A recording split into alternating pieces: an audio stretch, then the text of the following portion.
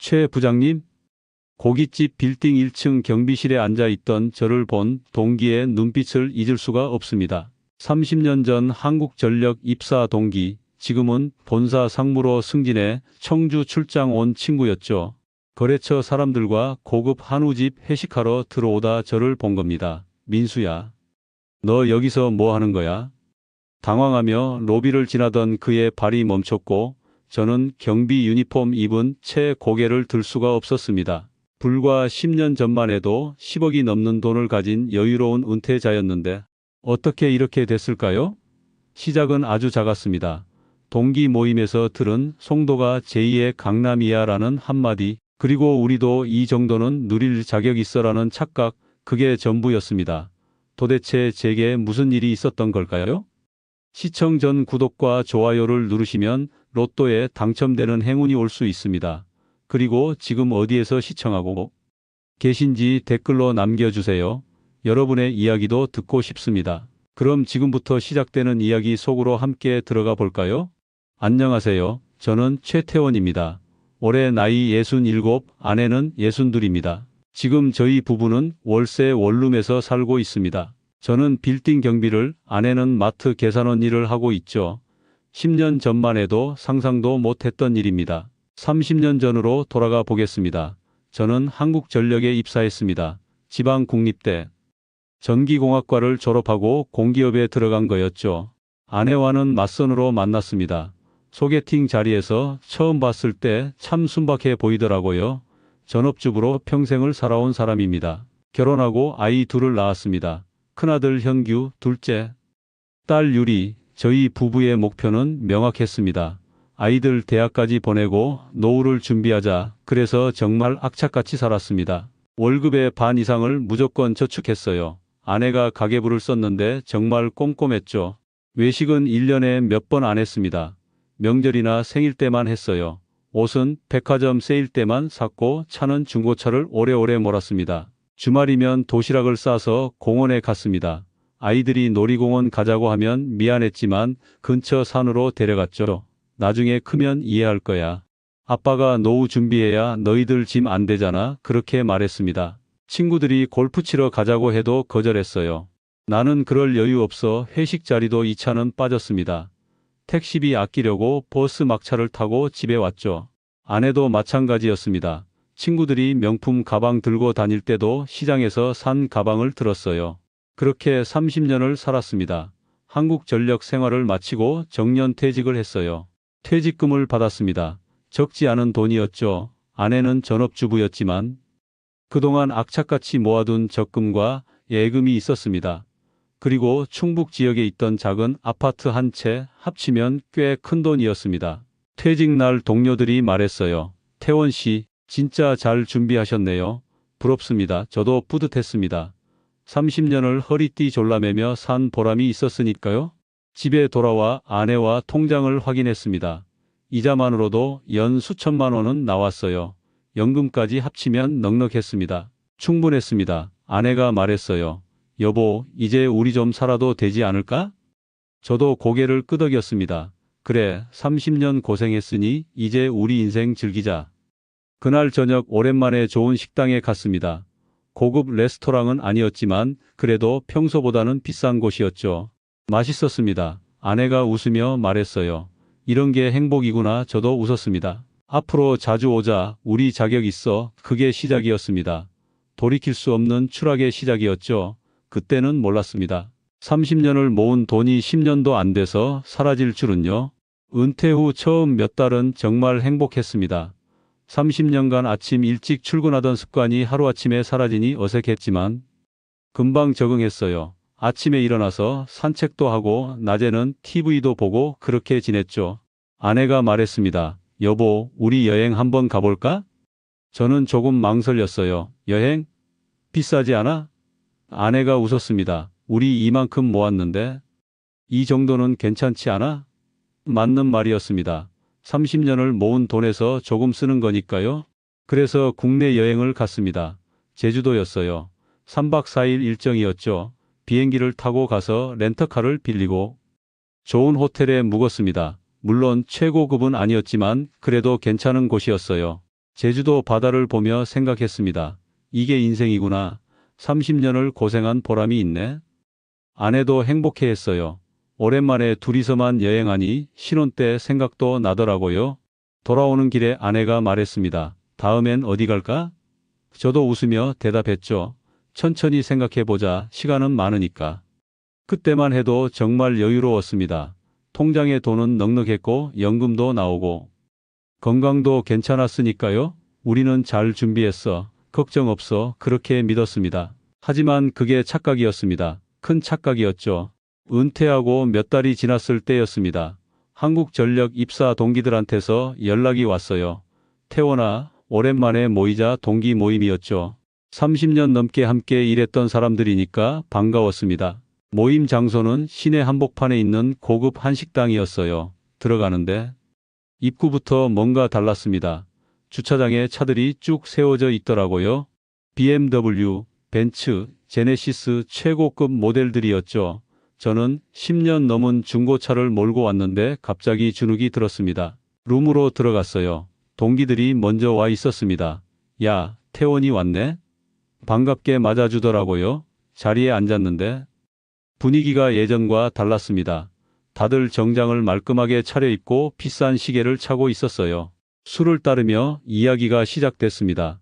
나는 작년에 본사로 발령받아서 지금 처장이야 한 동기가 말했죠. 오, 축하해. 다들 박수를 쳤습니다. 그 친구는 웃으며 명함을 꺼냈어요. 이번에 명함도 새로 뽑았어. 다른 동기도 말했습니다. 나는 퇴직하고 컨설팅 회사 차렸는데 잘 되더라. 요즘 한 달에 수천씩 벌어. 또 다른 동기는 부동산 이야기를 꺼냈어요. 나는 강남에 작은 오피스텔 하나 샀는데 벌써 몇 억 올랐어. 저는 그냥 듣고만 있었습니다. 뭐라고 말할 게 없었거든요. 저는 지방 부장으로 퇴직했고 지금은 그냥 쉬고 있었으니까요. 태원이 너는 뭐해? 누가 물었습니다. 나? 그냥 쉬지 뭐. 어색하게 웃었죠. 쉬면 뭐해? 골프라도 쳐야지. 한 동기가 말했어요. 너 골프 쳐? 저는 고개를 저었습니다. 아니, 안 쳐봤어 뭐. 우리 나이에 골프 안 치면 뭐해? 다들 놀라더라고요. 그때부터 골프 이야기가 쏟아졌습니다. 나는 작년에 회원권 샀어. 좋더라. 나도 샀지. 투자 가치도 있고. 우리 다음 주에 라운딩 가자. 저만 빼고 다들 골프를 쳤습니다. 술자리가 끝나고 나왔어요. 주차장에서 동기 하나가 말했습니다. 야, 태원아, 차 좀 바꿔라. 우리 한전 출신이 그렇게 오래된 차 타면 안 되지. 웃으며 한 말이었지만 가슴이 찔렸습니다. 집에 돌아오는 길에 생각했어요. 나만 뒤처진 건가? 동기들은 다 좋은 차 타고 골프 치고 투자도 하던데 나는 뭐 하고 있나 싶었습니다. 30년을 똑같이 일했는데 왜 이렇게 차이가 나는 걸까? 아내한테 말했습니다. 여보, 오늘 동기들 만났는데 다들 잘 살더라. 아내가 물었어요. 얼마나? 골프 회원권도 사고 좋은 차도 타고 그래. 아내는 잠시 생각하더니 말했습니다. 우리도 그렇게 살 수 있어? 그날 밤 잠이 안 왔습니다. 천장을 보며 생각했어요. 우리도 돈 있잖아. 왜 이렇게 쪼그라들고 살아야 하지? 30년을 악착같이 모았는데 정작 쓸 때는 아껴야 하나 싶었습니다. 며칠 후 골프장 광고를 봤습니다. 회원권 분양 전화번호가 적혀 있더라고요. 손이 갔습니다. 전화기를 들었어요. 여보세요. 회원권 문의인데요. 상담원이 친절하게 설명해 줬습니다. 충북 지역에 있는 골프장인데 회원권이 5천만 원대입니다. 생각보다 비쌌어요. 하지만 동기들 이야기를 들어보니 수도권은 억대라고 했습니다. 이 정도면 괜찮은 편이죠? 네, 지방에서는 합리적인 가격입니다. 아내와 상의했습니다. 여보, 골프 회원권 살까? 아내가 놀랐어요. 갑자기 왜? 동기들이 다 골프 치더라. 나만 안 하면 어색하잖아. 아내는 걱정스러운 얼굴로 말했습니다. 그래도 비싸잖아요. 하지만 제 마음은 이미 기울어 있었습니다. 우리 돈 있잖아. 이 정도는 괜찮아. 그래도 신중하게. 괜찮아. 동기들은 더 비싼 거 샀대. 우리는 오히려 저렴한 거야. 결국 샀습니다. 회원권을 샀어요. 5천만 원이 넘는 돈이었죠. 계약서에 도장을 찍는데 손이 떨렸습니다. 그런데 이상했어요. 떨리면서도 기분이 좋았습니다. 나도 이제 골프 회원이구나. 레슨도 등록했습니다. 한 달에 100만 원 가까이 나가는 레슨이었어요. 제대로 배워야지 채도 샀습니다. 입문자용이라고 해서 샀는데 그것도 몇백만 원이었죠. 좋은 걸로 사야 오래 쓰지. 처음 라운딩을 갔을 때였습니다. 동기들이 반겼어요. 야, 태원이 드디어 왔네. 기분이 좋았습니다. 이제 저도 그들과 같은 레벨이 된 것 같았거든요. 민수야, 채 좋은 거 샀네? 응, 새로 샀어. 그날 라운딩 비용이 1인당 20만 원이 넘게 나왔습니다. 식사비까지 합치면 더 나갔죠. 한 달에 두세 번 가니까 적지 않은 돈이었어요. 하지만 동기들과 어울리는 게 좋았습니다. 집에 돌아와서 통장을 확인했습니다. 몇 달 만에 꽤 큰 돈이 나갔더라고요. 아내가 걱정했어요. 여보, 이러다 괜찮을까요? 괜찮아. 우리 아직 많이 남았잖아. 그렇게 대답했지만 속으로는 약간 불안했습니다. 하지만 멈출 수가 없었어요. 이미 회원권도 샀고 채도 샀고 레슨도 받고 있었으니까요. 지금 그만두면 지금까지 쓴 돈이 아까워 그렇게 생각했습니다. 그게 함정이었는데 말이죠. 몇 달이 지났습니다. 골프를 치다 보니 자연스럽게 동기들과 자주 만나게 됐어요. 그때마다 이야기를 들었습니다. 나 새 차 샀어. 어떤 거? 벤츠 최신형. 주차장에서 그 차를 봤습니다. 정말 멋있더라고요. 반짝반짝 빛나고 크기도 컸습니다. 태원이 너도 차 바꿔라. 내 차 너무 오래됐어. 동기가 웃으며 말했죠. 저도 웃었지만 속으로는 신경 쓰였습니다. 집에 돌아와 제 차를 봤어요. 정말 낡아 보였습니다. 10년도 넘은 차였으니까요. 여보, 차 좀 바꿀까? 아내한테 물었습니다. 차요? 지금 것도 잘 다니는데요? 그래도 너무 오래됐잖아. 며칠 후 자동차 전시장에 갔습니다. 영업사원이 다가왔어요. 어떤 차 찾으세요? 벤츠 보려고요. 좋은 선택이십니다. 이쪽으로 오시죠. 전시장에 있는 차들을 봤습니다. 다 멋있었어요. 이 모델은 최신형입니다. 인기가 많죠. 영업사원이 설명했습니다. 얼마예요? 7천만 원 정도입니다. 비쌌습니다. 예상보다 훨씬 비쌌어요. 하지만 동기들 차를 생각하니 포기할 수가 없었습니다. 시승 한번 해보시겠어요? 네. 시승을 했습니다. 정말 좋았어요. 조용하고 부드럽게 달렸습니다. 핸들을 잡으니 기분이 달라지더라고요. 어떠세요? 영업사원이 물었습니다. 좋네요. 아내한테 전화했습니다. 여보, 차 계약하려는데 얼마예요? 7천쯤 전화기 너머로 아내가 놀라는 소리가 들렸어요. 그렇게 비싼 차를요? 동기들도 다 이 정도는 타더라. 결국 샀습니다. 새 차를 샀어요. 계약금을 내고 나머지는 할부로 했습니다. 인도받는 날 정말 기분이 좋았어요. 이제 나도 제대로 된 차를 타는구나. 동기들한테 자랑했습니다. 나도 벤츠 샀어. 축하해. 골프장 주차장에 세워뒀는데 뿌듯했어요. 이제 저도 그들과 비슷한 수준이 된 것 같았습니다. 그 무렵 아내가 말했습니다. 여보, 나도 골프 배우고 싶어요. 갑자기 왜? 부부 라운딩 가면 좋잖아요. 동기분들도 부인이랑 같이 오시던데. 생각해보니 그랬습니다. 다른 동기들은 부인을 데리고 왔어요. 부부끼리 함께 치는 게 요즘 유행이라고 했습니다. 그래, 배워봐. 흔쾌히 허락했습니다. 골프샵에 갔습니다. 아내 채를 사러 간 거였죠. 여성용으로 좋은 거 보여주세요. 직원이 여러 가지를 보여줬어요. 이 브랜드가 여성분들께 인기가 많습니다. 아내가 채를 쥐어봤습니다. 어때? 좋은 것 같아요. 그럼 이걸로 하죠. 풀세트를 샀습니다. 600만 원이었어요. 거기에 가방이랑 신발까지 더 샀죠. 레슨도 받아야 하는데요. 아내가 말했습니다. 그래, 좋은데 알아봐. 레슨은 1대1로 받기로 했어요. 한 달에 200만 원 정도 나갔습니다. 옷도 사야겠어요. 골프 칠 때 입을 옷이 없어요. 아내가 말했습니다. 백화점에 갔어요. 골프웨어 매장이 따로 있더라고요. 어서 오세요. 직원이 여러 벌을 꺼내 보여줬습니다. 이번 시즌 신상입니다. 가격표를 봤어요. 한 벌에 몇십만 원씩 했습니다. 여러 벌 필요하죠? 네, 라운딩 자주 가실 거면요. 결국 상에 여러 벌, 하에 여러 벌, 모자, 신발까지 샀습니다. 계산대에서 카드를 긁는데 손이 떨렸어요. 1,000만 원이 훨씬 넘게 나왔거든요. 고객님, 결제 완료되었습니다.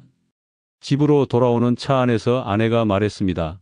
여보, 오늘 너무 많이 쓴 거 아니에요? 괜찮아. 투자야 투자 그렇게 말했지만 속으로는 불안했습니다. 하지만 며칠 후 부부 라운딩을 갔을 때는 그런 생각이 싹 사라졌어요. 동기 부부들이 아내를 반겼습니다. 와, 사모님도 오셨네요. 아내도 기뻐하더라고요. 그날 정말 즐거웠습니다. 부부끼리 함께 골프를 치니까 더 재미있었어요. 다음에 또 오세요. 동기 부인들이 아내한테 말했습니다. 아내도 좋아했어요. 집에 돌아오는 길에 아내가 말했습니다. 여보, 오늘 정말 좋았어요. 그치? 나도 좋았어. 우리도 이렇게 살 수 있구나. 아내가 웃었습니다. 저도 웃었어요. 그때만 해도 행복했습니다. 돈을 쓰는 만큼 행복도 샀다고 믿었거든요. 하지만 그게 착각이었습니다. 행복은 샀는데 미래를 팔고 있었던 거죠. 그해 가을이었습니다. 동기 모임이 또 있었어요. 이번에는 분위기가 달랐습니다. 야, 너희 송도 알아? 한 동기가 물었거든요. 송도? 인천에 있는? 응, 거기 지금 대박이야. 귀가 솔깃했습니다. 무슨 대박? 부동산 투자 말이야. 나 작년에 송도 오피스텔 샀는데 벌써 몇 억 올랐어 진짜? 다들 놀랐습니다. 송도가 제2의 강남이래. 국제도시로 개발되고 있잖아. 다른 동기도 말했어요. 나도 알아보는 중인데. 정말 괜찮더라. 지금 안 사면 늦어. 가격이 계속 올라가고 있어. 저는 가만히 듣고만 있었습니다. 부동산 투자는 한 번도 해본 적이 없었거든요. 태원이 너도 한번 알아봐. 우리 정도면 할 수 있어. 동기가 말했습니다. 집에 돌아와서 생각했어요. 송도. 인터넷을 검색해 봤습니다. 정말 개발이 활발하게 진행되고 있더라고요. 미래 도시 국제 금융 중심지 그런 말들이 많았습니다. 며칠 후 동기한테 전화했습니다. 송도 투자. 어떻게 하는 거야? 오, 관심 있어? 내가 아는 분양 상담사 있는데 소개해 줄까? 그래, 부탁해. 상담사한테서 연락이 왔습니다. 사장님, 지금 딱 좋은 물건 나왔습니다. 어떤 건데요? 센트럴파크 근처 오피스텔인데 입지가 정말 좋습니다. 현장에 가봤습니다. 송도는 정말 깨끗했어요. 새로 지은 빌딩들이 쭉 늘어서 있었습니다. 여기가 미래 도시구나 감탄이 나왔어요. 분양 사무실에 들어갔습니다. 홍보 영상을 보여줬어요. 송도는 앞으로 더 발전할 겁니다. 기업들이 계속 입주하고 있습니다. 지금이 투자 적기입니다. 얼마예요? 제가 물었습니다. 이 평형은 9억 정도입니다. 9억. 큰 돈이었어요. 하지만 동기가 몇 억 벌었다는 말이 머릿속을 맴돌았습니다. 월세는 얼마나 나올까요? 이 지역은 300만 원 이상 받으실 수 있습니다. 계산을 해봤어요. 대출을 좀 받으면 월세로 이자를 낼 수 있을 것 같았습니다. 아내한테 전화했습니다. 여보, 나 지금 송도에 있어. 송도요? 왜요? 투자 좀 알아보려고. 투자요? 아내 목소리가 불안해졌어요. 동기들이 여기서 돈 벌었대. 우리도 한번 해볼까? 하지만 우리 집도 있고. 그게 말이야. 지방은 앞으로 안 올라 뭐. 수도권이 답이야. 다들 그러더라. 그날 밤 아내와 심각하게 이야기했습니다. 여보, 우리 집 팔고 송도로 갈까? 집을 팔아요? 아내가 놀랐습니다. 우리 집은 7억 정도야. 그걸 팔고 좀 더 보태면 송도 살 수 있어. 그럼 우리는 어디 살아요? 전세로 들어가면 돼. 나중에 송도 집 팔 때 수익으로 다시 사면 되잖아. 하지만 아내가 망설였습니다. 동기들이 다 하고 있어. 우리만 안 하면 바보야. 제가 강하게 말했어요. 지금 안 하면 평생 후회할 거야. 아내는 한참을 고민하더니 말했습니다. 여보가 알아서 하세요. 며칠 후 우리 집을 내놓았습니다. 다행히 빨리 나갔어요. 그 돈으로 송도 오피스텔을 계약했습니다. 부족한 돈은 대출을 받았어요. 몇 억이나 되는 대출이었습니다. 계약서에 도장을 찍을 때 손이 떨렸습니다. 잘하는 거겠지? 상담사가 말했어요. 사장님, 정말 좋은 결정하셨습니다. 그렇죠? 네, 이 가격에는 다시 못 사십니다. 집에 돌아와 아내한테 말했습니다. 다 했어. 송도 집 샀어. 아내는 아무 말이 없었어요. 몇 년만 있으면 몇 억 벌 거야. 제가 말했습니다. 아내는 고개만 끄덕였죠. 그날 밤 잠이 잘 왔습니다. 잘했어. 이제 우리도 투자로 돈 버는 거야. 동기들처럼 성공할 거라고 믿었습니다. 하지만 그게 시작이었어요. 파국의 시작이었죠. 몇 달 후 송도 오피스텔이 완공됐습니다. 입주를 했어요. 새 집이라 깨끗했습니다. 좋네. 아내와 함께 둘러봤어요. 전망도 괜찮았고 시설도 좋았습니다. 이제 임대인을 구해야지. 중개사무소에 연락했습니다. 월세 350 받을 수 있을까요? 한번 알아볼게요. 며칠 후 연락이 왔습니다. 임차인 구했습니다. 정말요? 네, 다음 주에 입주하신대요. 기분이 좋았어요. 생각보다 빨리 구했거든요. 월세가 들어오기 시작했습니다. 350만 원이었어요. 대출 이자가 200만 원 정도 나갔으니까 150만 원이 남았습니다. 괜찮네. 이 정도면 만족스러웠어요. 동기들한테 자랑했습니다. 나도 송도 샀어. 드디어? 응, 월세도 잘 나오고 있어. 잘했어. 이제 곧 오를 거야. 하지만 몇 달 후부터 이상한 조짐이 보이기 시작했습니다. 임차인한테서 연락이 왔어요. 사장님, 죄송한데 회사를 옮기게 됐습니다. 네. 갑자기요? 네, 다음 달에 나가야 할 것 같아요. 당황했습니다. 다음 달이요? 계약 기간이 아직 남았는데? 죄송합니다. 위약금은 드릴게요. 할 수 없었어요. 임차인이 나갔습니다. 중개사무소에 다시 연락했습니다. 새 임차인 좀 구해주세요. 알겠습니다. 하지만 쉽지 않았어요. 한 달이 지나도 소식이 없었습니다. 왜 이렇게 안 나가요? 중개사한테 물었습니다. 요즘 송도 공실이 좀 많아요. 공실이요? 네, 기업들이 생각보다 안 들어오고 있어요. 2달, 3달이 지났습니다. 임차인은 안 구해졌고 대출 이자만 나갔어요. 한 달에 200만 원씩 손해를 보는 거였습니다. 통장 잔고가 빠르게 줄어들었어요. 그 무렵 아들 현규가 결혼한다고 했습니다. 아버지, 내년 봄에 결혼하려고요. 그래? 잘됐다. 기뻤습니다. 아들이 30이 넘었으니 결혼할 나이였죠. 신혼집은 어떻게 할 거야? 제가 물었습니다. 전세 알아보고 있어요. 아들이 말했어요. 그 말을 듣는데 가슴이 아팠습니다. 우리 아들이 전세를 살다니. 동기들 이야기가 떠올랐어요. 나 아들 결혼할 때 집 사줬어. 5억짜리 그런 말을 들었거든요. 우리 아들도. 생각이 깊어졌습니다. 아내와 상의했습니다. 여보, 현규한테 집 사주는 거 어때? 집을요? 아내가 놀랐어요. 우리 돈이 있어요? 있지, 아직 남았잖아.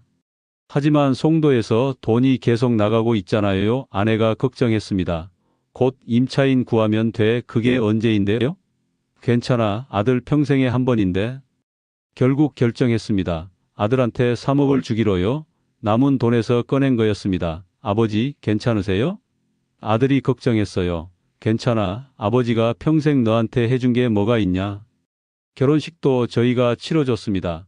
비용이 만만치 않았어요. 신혼여행 비용도 줬습니다. 유럽 다녀와라. 제가 가봤던 곳이니까 추천했죠. 통장을 확인했습니다. 많이 줄어 있었어요. 송도에서 나가는 돈, 아들한테 준 돈, 골프 비용까지 합치니까 엄청났습니다. 여보, 이거 좀. 아내가 불안해했어요. 괜찮아. 송도 집만 팔면 다시 채울 수 있어. 제가 말했습니다. 하지만 속으로는 불안했어요. 송도 집이 정말 팔릴까? 중개사한테 물었습니다. 집 팔려면 얼마에 내놔야 해요? 지금 시세가 좀 떨어졌어요. 얼마나요? 6억 정도면 나갈 것 같습니다. 뭐라고요? 깜짝 놀랐습니다. 3년 전에 9억 줬는데요? 네, 알고 있습니다만. 3억이나 손해를 보라고요? 요즘 송도 시세가 그래요. 머리가 하얘졌습니다. 3억 손해, 그게 무슨 말인가 싶었어요. 좀 더 기다리면 오르지 않을까요? 글쎄요, 장담은 못하겠습니다. 그때였습니다. 세상에 큰일이 터진 거죠. 코로나였습니다. 뉴스에서 매일 나왔어요. 재택근무 확산, 오피스 공실률 증가. 송도는 더 심각해졌습니다. 기업들이 서울로 빠져나갔어요. 사장님, 지금은 팔기 정말 어렵습니다. 중개사가 말했습니다. 그럼 어떡해요? 조금 더 기다리시는 게. 하지만 기다릴 수가 없었어요. 대출 이자가 계속 나가고 있었거든요. 한 달에 200만 원씩, 1년이면 수천만 원이었습니다. 금매로 내놓으세요. 결국 결정했습니다. 얼마예요? 6억에 내놓으면 빨리 나갈 겁니다. 알겠습니다. 며칠 후 연락이 왔습니다. 팔렸습니다. 정말요? 네, 6억에 계약했습니다. 안도했지만 동시에 허탈했어요. 3억이 날아간 거니까요. 그날 밤 아내와 마주 앉았습니다. 여보, 우리 큰일 난 거 아니에요? 아내가 울먹였습니다. 괜찮아. 아직 남았어. 하지만 제 목소리도 떨렸어요. 통장을 확인했습니다. 몇 억이 남아 있었지만 예전과는 비교도 안 됐습니다. 이걸로 어떻게 살아? 한숨이 나왔어요. 그날 밤 잠을 못 잤습니다. 천장을 보며 생각했어요. 어디서부터 잘못된 거지? 송도, 골프, 벤츠 모든 게 후회됐습니다. 송도 집을 팔고 난 후였습니다. 전세집을 알아봤어요.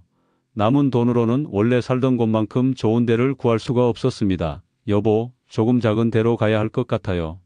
작은 아파트로 이사했습니다. 전세 보증금을 내고 나니 통장에 얼마 안 남았어요. 이제 정말 조심해야 해 서로 다짐했습니다. 하지만 문제는 계속됐습니다. 둘째 유리가 결혼한다고 했거든요. 아빠, 나도 내년에 결혼해 기쁜 소식이었지만 속으로는 걱정이 됐어요. 신혼집은? 제가 물었습니다. 오빠가 집 받았으니 저도. 말끝을 흐렸습니다. 형평성 문제였어요. 오빠한테 3억을 줬으니 동생한테도 똑같이 해야 한다고 생각했습니다. 알았어. 아빠가 해줄게 말은 했지만 돈이 걱정됐어요. 아내와 상의했습니다. 여보, 유리한테도 줘야 하는데. 돈이 있어요? 남은 거라도 줘야지. 결국 또 3억을 줬습니다. 통장 잔고가 확 줄었어요.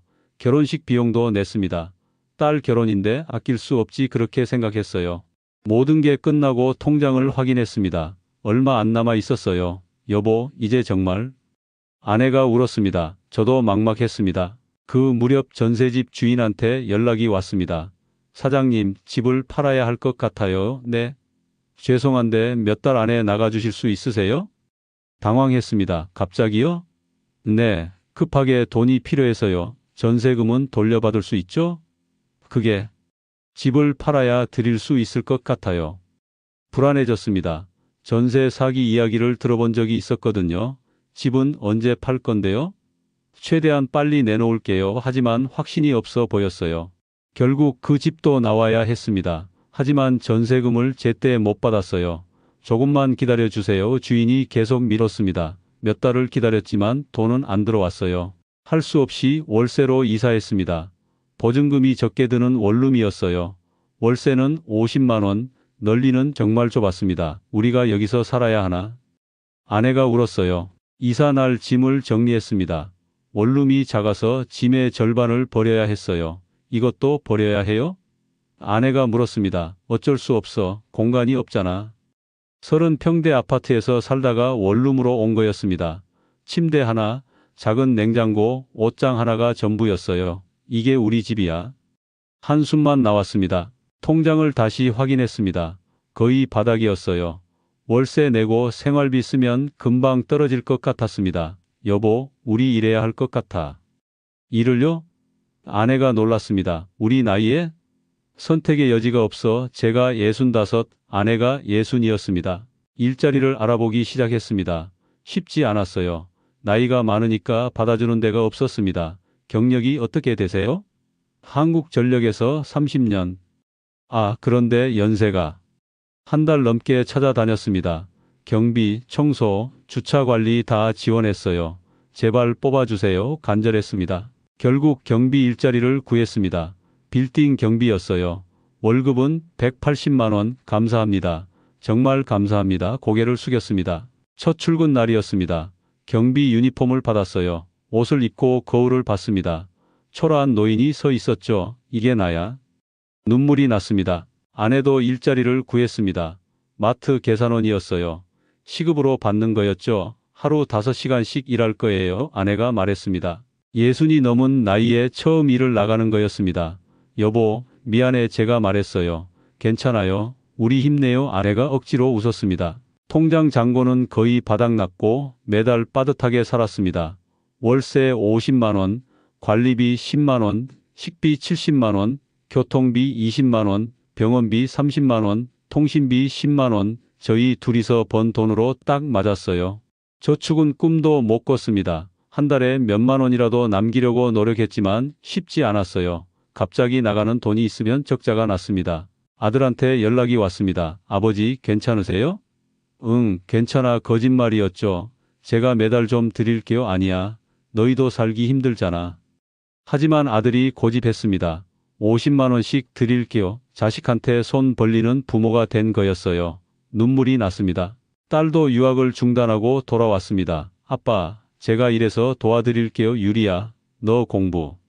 나중에 다시 가면 돼요. 딸이 취직해서 30만 원씩 보내왔어요. 그렇게 근근히 살았습니다. 10년 전 12억이 넘는 돈을 가졌던 사람이 지금은 자식들 손에 의지하고 있었습니다. 어떻게 이렇게 됐을까? 매일 후회했어요. 경비 일을 시작한 지 몇 달이 지났습니다. 일이 생각보다 힘들었어요. 하루 12시간씩 서 있어야 했거든요. 다리가 붓고 허리가 아팠습니다. 출퇴근하는 사람들을 보며 생각했어요. 나도 저랬었는데 정장 입고 출근하던 시절이 그리웠습니다. 이제는 경비복을 입고 인사를 받는 신세가 됐죠. 수고하세요. 사람들이 지나가며 말했습니다. 고맙지만 씁쓸했어요. 30년을 일했던 사람이 지금은 이렇게 되다니. 그날도 평범한 날이었습니다. 저녁 7시쯤이었어요. 경비실에 앉아서 모니터를 보고 있었죠. 로비 쪽이 시끄러웠습니다. 몇 명이 들어오고 있었어요. 정장 입은 사람들이었습니다. 회식하러 가는 것 같았어요. 이 빌딩 2층에 고급 한우집이 있거든요. 그들이 로비를 지나갔습니다. 웃고 떠들며 가더라고요. 저는 고개를 숙이고 있었어요. 그때였습니다. 최 부장님? 그 목소리를 듣는 순간 심장이 멎는 줄 알았습니다. 천천히 고개를 들었어요. 거기 서 있는 사람을 봤습니다. 동기였어요. 30년 전 한국전력에 같이 입사한 친구였습니다. 지금은 본사 상무로 승진한 사람이었죠. 민수야. 너 여기서 뭐 하는 거야? 그의 얼굴에 놀람과 당황이 섞여 있었습니다. 뒤에 있던 사람들도 멈춰 섰어요. 저기. 우리 먼저 올라갈게요. 눈치 빠른 사람이 말했습니다. 동기와 저 둘만 남았습니다. 침묵이 흘렀어요. 저는 말할 수가 없었습니다. 경비복을 입은 제 모습이 너무 부끄러웠거든요. 민수야, 이게 무슨... 동기가 말을 이었습니다. 경비를? 너가? 응, 겨우 대답했어요. 왜? 무슨 일 있었어? 그냥 여러 가지 일이 있었어. 동기는 할 말을 잃은 것 같았습니다. 송도 투자. 잘 됐다며? 그 말을 듣는 순간 가슴이 무너졌어요. 동기들한테 자랑했던 게 생각났습니다. 망했어, 솔직하게 말했습니다. 송도에서 몇 억 날렸어. 동기가 깜짝 놀랐어요. 뭐? 거기다 자식들 집 사주고 다 날렸어. 동기는 한동안 아무 말이 없었습니다. 미안해. 나도 송도 추천했었잖아. 아니야. 내 잘못이지. 제가 말했어요. 너는 성공했잖아. 나만 못한 거야. 민수야. 동기가 뭔가 말하려다 멈췄습니다. 일단 저녁이나. 아니야, 괜찮아. 제가 말을 끊었어요. 가봐. 사람들 기다리잖아. 동기는 망설이다가 말했습니다. 나중에 연락할게. 응, 짧게 대답했어요. 동기가 돌아서서 갔습니다. 엘리베이터 문이 닫히는 소리가 들렸어요. 저는 경비실에 다시 앉았습니다. 손이 떨렸어요. 이게 나야? 67살 경비로 일하는 최태원, 믿기지 않았습니다. 그날 밤 집에 돌아왔습니다. 좁은 원룸이 보였어요. 아내가 마트에서 돌아와 있었습니다. 여보, 왔어요? 응. 무슨 일 있어요? 안색이 안 좋네. 아내가 물었습니다. 오늘 동기를 만났어. 네. 누구요? 한전 동기, 지금 상무된 친구. 어떻게요? 빌딩에서 봤어. 더 이상 말할 수 없었어요. 아내도 눈치를 챘는지 아무 말 안 했습니다. 그날 밤 잠이 안 왔습니다. 천장을 보며 생각했어요. 어디서부터 잘못된 걸까? 동기 모임, 골프, 벤츠, 송도 모든 게 주마등처럼 스쳐갔습니다. 우리도 이 정도는 누릴 자격 있어. 그 말이 계속 머릿속을 맴돌았어요. 자격, 정말 우리한테 자격이 있었을까? 며칠 후 동기한테 연락이 왔습니다. 민수야, 나야. 응, 한번 만날까? 괜찮아. 그래도 진짜 괜찮아. 신경 쓰지 마. 전화를 끊었습니다. 동기를 만나고 싶지 않았어요. 부끄러웠거든요. 30년을 함께 일했던 사람 앞에서 이렇게 초라해진 제 모습을 보이고 싶지 않았습니다. 한전 동호회에 단톡방이 있었습니다. 가끔 소식이 올라왔어요. 누구 승진, 누구 손주 봤다, 그런 이야기들이었죠. 저는 그냥 보기만 했습니다. 그런데 어느 날 제가 단톡방에서 나가졌더라고요. 누가 강제 퇴장시킨 거였습니다. 소문이 퍼진 거죠. 제가 경비로 일한다는 걸 다들 알게 된 겁니다. 씁쓸했습니다. 30년 함께 일했던 사람들한테 이렇게 잊혀지는구나. 하지만 어쩔 수 없었어요. 저 스스로 이렇게 만든 거니까요. 아내도 힘들어했습니다. 마트 일이 생각보다 고됐거든요. 다리가 너무 아파 저녁마다 아내가 말했어요. 병원 가봐 돈 아까워. 저도 건강이 안 좋아졌습니다. 허리가 자주 아팠어요. 오래 서 있으니까 무릎도 아팠습니다. 약국에서 진통제만 샀어요. 병원 갈 돈이 없었거든요. 손주들이 보고 싶었습니다. 아들한테 전화했어요. 현규야, 애들 얼굴 좀 보고 싶은데, 네, 이번 주말에 갈게요. 우리 집으로 오지 말고 밖에서 보자. 원룸이 좁아서 초대할 수 없었거든요. 주말에 식당에서 만났습니다. 손주들이 뛰어왔어요. 할아버지. 안아줬습니다. 눈물이 날 것 같았어요. 아버지, 제가 밥값?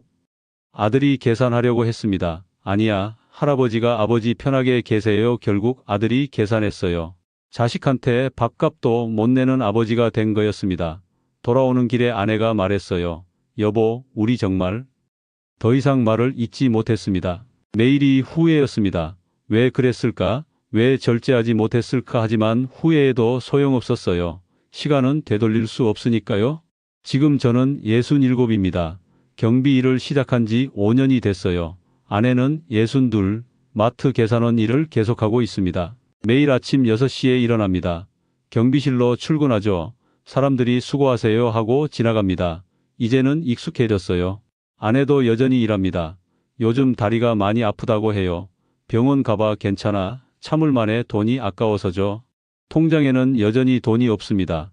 10년 전 10억이 넘는 돈을 가졌던 사람이 지금은 한 푼도 저축 못하고 있어요. 월급으로 딱 맞게 살고 있습니다. 저 180만 원, 아내 90만 원, 아들이 보내주는 50만 원, 딸이 보내주는 30만 원, 합쳐서 350만 원으로 생활합니다. 월세 50만 원, 관리비 10만 원, 식비 70만 원, 교통비 25만 원, 병원비 30만 원, 통신비 10만 원, 나머지는 저축하려고 노력해요. 혹시 모를 일에 대비해서죠. 한 달에 한 번 아들 가족을 만납니다. 밖에서 만나요? 원룸이 좁아서 초대할 수 없거든요. 할아버지 손주들이 반갑게 뛰어옵니다. 밥을 사주고 싶지만 아들이 계산해요. 아버지 편하게 계세요. 자리에 앉아서 손주들을 봅니다. 예쁘지만 미안합니다. 매일 후회합니다. 왜 그랬을까? 왜 절제하지 못했을까? 10억이 넘는 돈을 10년도 안 돼서 날렸습니다. 생각해보면 하나하나는 작았어요.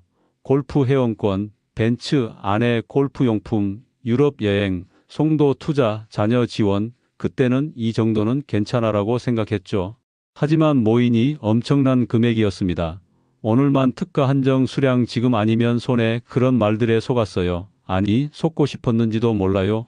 우리도 이 정도는 누릴 자격 있어 매번 그렇게 정당화했습니다. 30년 고생했으니 이 정도는 괜찮다고 하지만 괜찮지 않았어요. 동기들을 따라 하려고 했습니다. 본사에 있는 친구들처럼 살고 싶었어요. 하지만 저는 지방 부장이었고 그들은 본사 임원이었습니다. 수입부터 달랐죠. 뱁새가 황새를 따라가면 안 됩니다.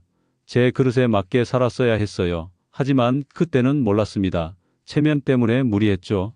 건강도 나빠졌습니다. 당뇨가 심해져서 약을 먹고 있어요. 허리도 안 좋고 무릎도 아픕니다. 제대로 된 치료를 못 받으니 점점 나빠지죠. 언제까지 일할 수 있을까? 그 생각이 제일 무섭습니다. 일을 못하면 저희는 어떻게 살까요? 자식들한테 더 짐이 되는 건 아닐까요?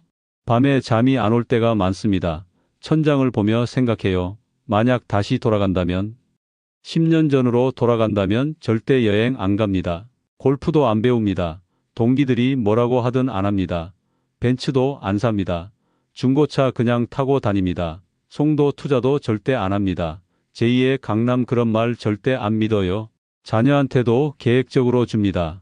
한꺼번에 몇 억씩 주는 게 아니라 나눠서 줍니다. 제 노후를 먼저 확보하고 남는 걸로 도와줍니다. 하지만 돌아갈 수 없어요. 시간은 한 방향으로만 흐르니까요. 그래서 이렇게 말씀드리는 겁니다. 여러분은 제발 저처럼 살지 마세요. 노후 자금은 생명줄입니다. 한번 끊어지면 다시 이을 수 없어요. 천천히 계획적으로 조심스럽게 쓰세요. 30년을 모았다면 30년을 쓸 수 있게 해야 합니다. 지금 아니면 손해라는 말에 속지 마세요. 나이 들면 언제 죽을지 모른다는 핑계로 펑펑 쓰지 마세요. 건강하게 오래 사는 게 더 무섭습니다. 돈 없이 오래 사는 것만큼 비참한 게 없어요. 연금이 있어도 부족합니다. 현금이 있어야 해요. 내 집이 없으면 노후도 없습니다. 투자한다고 집 팔지 마세요. 송도처럼 제2의 뭐뭐 그런 말 절대 믿지 마세요. 분양가와 실거래가는 다릅니다. 동기 모임이 독이 될 수 있습니다. 남들 따라 하려고 하지 마세요. 제 그릇에 맞게 사세요. 체면보다 실속이 중요합니다. 자녀 지원도 계획적으로 하세요. 내 노후 확보하고 남는 걸로 도와주세요. 자식 사랑하는 마음은 알지만 나중에 자식한테 짐이 됩니다. 저희 부부의 이야기가 누군가에게는 경고가 되길 바랍니다. 같은 실수를 반복하지 마세요. 제발요. 오늘도 경비실에 앉아 있습니다. 젊은 부부가 지나가요. 우리 열심히 모아서 일찍 은퇴하자. 그래, 우리는 미리 준비하자. 그들에게 말해주고 싶어요. 모으는 것도 중요하지만 쓰는 속도가 더 중요하다고. 한번 소진되면 다시 모을 방법이 없다고. 30년을 모은 돈이 10년도 안 돼서 사라질 수 있다고. 조금씩 천천히 계획적으로 써야 한다고. 하지만 말하지 못합니다. 부끄러워서요. 퇴근길에 마트에 들렀습니다. 계산대에 아내가 있어요. 피곤한 얼굴입니다. 여보, 힘들지? 괜찮아. 집에 돌아와 라면을 끓입니다. 둘이서 나눠 먹어요. 오늘 힘들었어? 응, 좀 더 이상 말이 없습니다. 창밖을 봅니다. 멀리 아파트들이 보여요. 저기 어딘가에 우리 아들이 살죠. 저희가 사준 집에서요. 후회는 없습니다. 아들 행복하니까요. 하지만 아쉬워요. 조금만 더 계획적으로 했다면 이렇게까지 안 됐을 텐데. 이제 잠들 시간입니다. 내일도 6시에 일어나야 해요. 67살 경비, 이게 제 인생입니다. 혹시 이 이야기를 듣는 분이 계시다면 부탁드립니다. 저희 같은 실수하지 마세요. 우리의 이 사연이 마음에 남았다면 좋아요를 눌러주세요. 그리고 소중한 사람들과 함께 이 이야기를 나눠주시길 바랍니다. 여러분의 한마디가 누군가에겐 큰 위로가 될 수 있습니다. 영상이 마음에 드셨다면 구독과 좋아요, 응원 부탁드립니다. 감사합니다.